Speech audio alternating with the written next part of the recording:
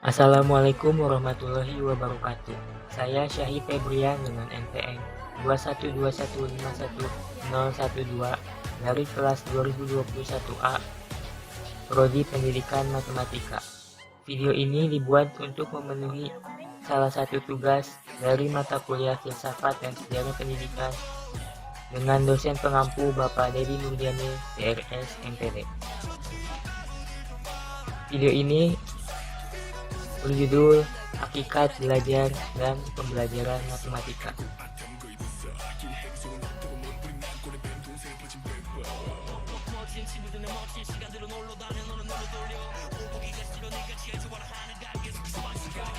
Pengertian belajar. Menurut Saiful dan Aswan, belajar adalah proses perubahan perilaku berkat pengalaman dan latihan. Dari pendapat tersebut, berarti bahwa tujuan dari belajar adalah perubahan tingkah laku yang meliputi pengetahuan, keterampilan, dan sikap, maupun segenap aspek organisme atau pribadi melalui sebuah pengalaman sehari-hari dan juga latihan yang serius dan baik. Lalu pengertian belajar menurut Omar Hamali. Belajar adalah modifikasi atau memperteguh kelakuan melalui pengalaman. Menurut pengertian tersebut, belajar merupakan suatu proses dan bukan suatu hasil atau tujuan. Belajar bukan hanya tentang mengingat tetapi mengalami.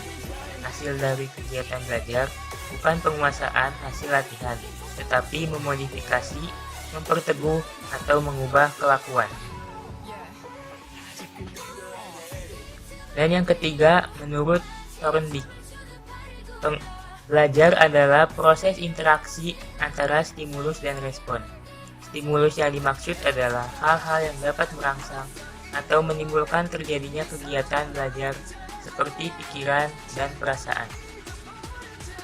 Sedangkan yang dimaksud dengan respon adalah reaksi yang dimunculkan ketika belajar yang juga berupa pikiran, perasaan, ataupun tindakan. Dari ketiga pengertian di atas, maka dapat diambil kesimpulan bahwa belajar adalah suatu proses yang dilakukan untuk memperoleh pengetahuan baru sehingga terjadinya perubahan perilaku yang baik dalam berpikir. Perubahan perilaku tingkah laku ini dilakukan secara menyeluruh melalui pengalaman langsung yang terjadi secara sadar, terus-menerus, dan terarah.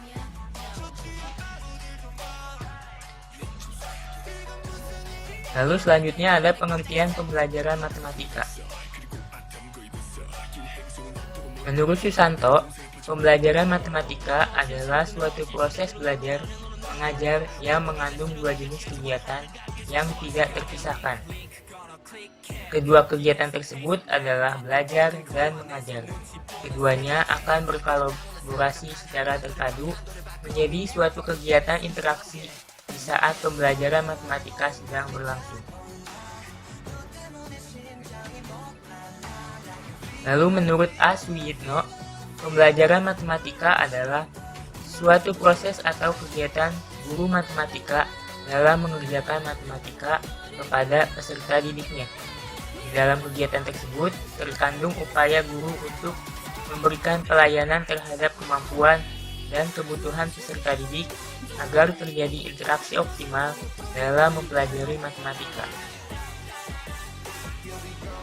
Lalu menurut Sudiati, pembelajaran matematika merupakan proses pemberian pengalaman belajar kepada siswa melalui serangkaian kegiatan yang terencana sehingga siswa memperoleh kompetensi tentang bahan matematika yang dipelajari.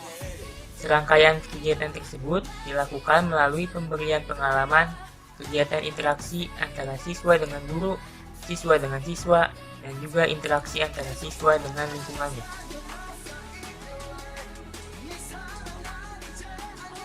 Dari ketiga pengertian di atas, maka dapat disimpulkan bahwa pembelajaran matematika adalah proses belajar mengajar dalam mengajarkan matematika sehingga siswa memperoleh kompetensi yang diajarkan.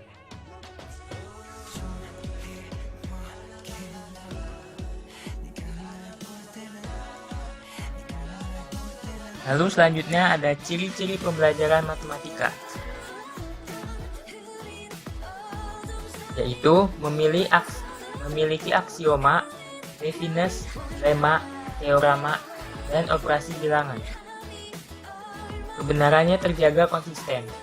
Lalu konsep bahasan berjenjang. Lalu membutuhkan penalaran yang logis, dan yang terakhir menekankan pola pikir deduktif.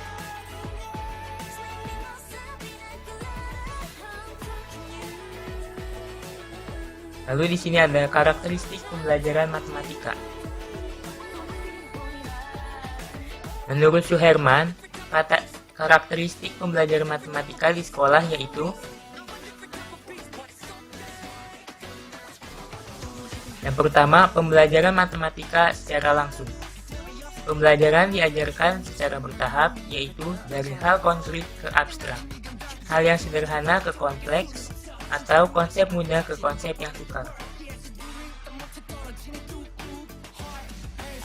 Yang kedua, pembelajaran matematika mengikuti metode spiral. Setiap mempelajari konsep baru, perlu memperhatikan konsep yang telah dipelajari sebelumnya. Pengulangan konsep di dalam bahan ajar dengan cara memperluas dan memperdalam perlu dalam pembelajaran matematika. Lalu yang ketiga, pembelajaran matematika menekankan pola pikir deduktif.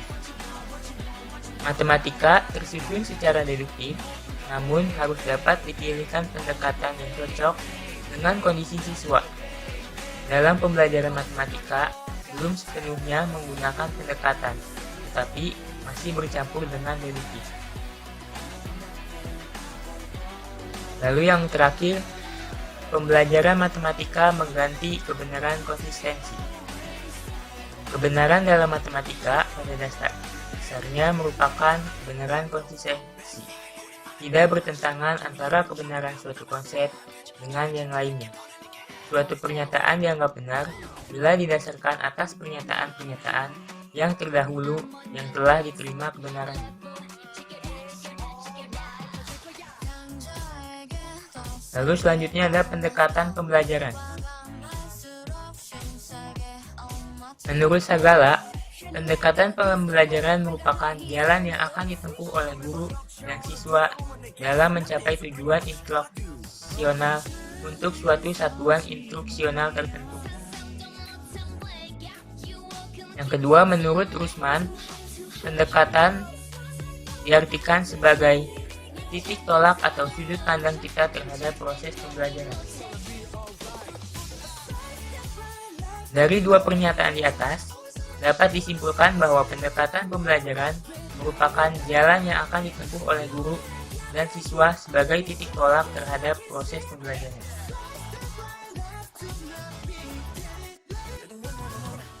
Jenis-jenis pendekatan pembelajaran. Pendekatan dalam belajar dikenal dengan dua jenis pendekatan, yaitu yang pertama, student-centered learning, yaitu pendekatan belajar yang berpusat pada siswa, proses pembelajaran di mana peserta didik menjadi aktor dalam aktivitas belajar. Pendidik menjadi fasilitator yang memfasilitasi siswa untuk berperan aktif dalam proses belajar mengajar. Yang kedua yaitu teacher-centered learning, yaitu pendekatan belajar yang berpusat pada pendidik, di mana pada pendekatan ini pendidik menjadi subjek utama dalam proses pembelajaran. Selanjutnya yaitu teori belajar matematika. Teori merupakan prinsip umum yang didukung oleh data dengan maksud untuk menjelaskan sekumpulan fenomena.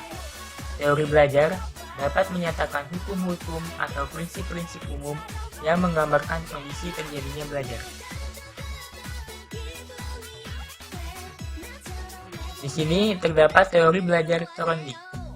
Menurut Thorndike, bahwa dasarnya terjadinya belajar adalah pembentukan hubungan antara stimulus dan respon. Terdapat beberapa hukum yang mengakibatkan munculnya stimulus respon, yaitu yang pertama, hukum kesiapan. Hukum kesiapan menerangkan bagaimana kesiapan seorang siswa untuk melakukan sesuatu kegiatan. Seorang siswa akan berhasil dalam belajar apabila betul-betul sudah siap untuk melakukan kegiatan belajar. Yang kedua yaitu hukum latihan. Hukum ini menyatakan prinsip dalam belajar yaitu pengulangan. Semakin sering stimulus respon terjadi, maka semakin kuat hubungan yang terjadi. Contohnya, jika seorang guru memberikan stimulus berupa pernyataan, maka respon siswa yang benar adalah memberikan sebuah jawaban. Yang ketiga yaitu hukum akibat. Hukum akibat mengatakan bahwa suatu tindakan akan menimbulkan pengaruh untuk tindakan yang serupa. Contohnya, seorang guru memberikan pujian kepada siswa yang dapat mengerjakan soal dengan benar.